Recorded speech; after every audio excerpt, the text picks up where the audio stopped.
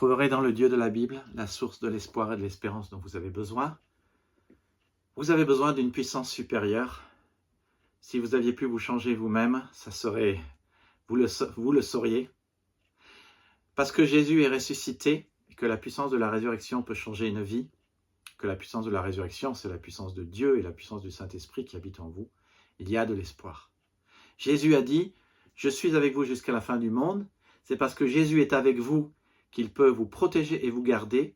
C'est parce que Jésus est avec vous qu'il accomplit son plan en vous.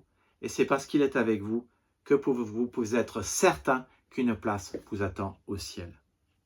Alors vous connaissez ce passage dans Jean 14 où Jésus dit « Ne soyez pas si inquiets. Ayez confiance en Dieu, ayez confiance en moi. Il y a beaucoup de place dans la maison de mon Père, sinon vous aurais-je dit que j'allais vous préparer le lieu où je serai? Après être allé vous préparer une place, je reviendrai, je vous prendrai auprès de moi, afin que vous soyez vous aussi là où je suis. » Jean 14, 1 à 3. Il y a beaucoup de place dans la maison de mon Père, sinon vous aurais-je dit que j'allais vous préparer le lieu où vous serez. Jésus ne parle pas du ciel comme d'un état intérieur de paix, de vide, de nirvana, même si nous serons dans la félicité, la gloire, la paix. Non, il parle du ciel comme s'il s'agissait d'un endroit réel vers lequel il allait. Je m'en vais vous préparer une place. Et cette place, d'après Dieu et d'après Jésus, est au cœur de notre espérance. Dans sa grande bonté, Dieu nous a fait naître à une vie nouvelle en relevant Jésus-Christ d'entre les morts. Nous avons ainsi une espérance vivante en attendant les biens que Dieu réserve aux siens. Romains 8, 20 à 21 rajoute « La création entière attend avec impatience le moment où Dieu révélera ses enfants, car la création est tombée sous les pouvoirs de force qui ne mènent à rien, la vanité, non parce qu'elle l'a voulu elle-même, mais parce que Dieu l'y a soumis. Il y a toutefois une espérance, c'est que la création elle-même sera libérée un jour du pouvoir destructeur qui la tient en esclavage et qu'elle aura part à la glorieuse liberté des enfants de Dieu. » Paul le dit dans 1 Corinthiens chapitre 15. S'il n'y a pas de résurrection, s'il n'y a pas dans l'au-delà une vie meilleure, alors effectivement, la vie des croyants et des chrétiens n'a pas de sens et on croirait en vain. On subit tant de choses difficiles ici-bas, souffrance, deuil, épreuve, maladie. Oui, nous sommes soumis à ces forces du mal qui ne mènent à rien, à la vanité. La création dont nous faisons partie est tombée sous le pouvoir des forces qui ne mènent à rien. Mais un jour, Dieu essuiera toute larme de leurs yeux. Il n'y aura plus de mort, il n'y aura plus de deuil, ni de lamentation, ni de douleur.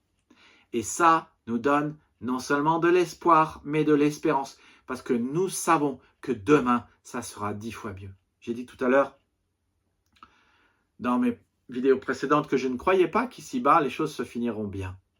Je ne crois pas non plus que nous n'aurons plus d'épreuves ni de problèmes, ni que nous connaîtrons le succès. Je ne crois pas que Dieu nous ait fait la promesse d'être riches ici-bas sur terre ou d'être tous guéris. Mais je sais une chose, c'est que ces espoirs de paix, de richesse, de santé, que l'évangile de prospérité nous promet, mais qui n'est pas l'évangile de la Bible, ces choses, nous les aurons au ciel. Pas sur la terre, mais au ciel. Oui, au ciel. Dieu nous promet l'absence d'épreuves et des richesses incroyables. Oui, nous hériterons le monde, dit Romains chapitre 4. Oui, au ciel, nous serons sans maladie ni mort et nous serons définitivement guéris et éternels.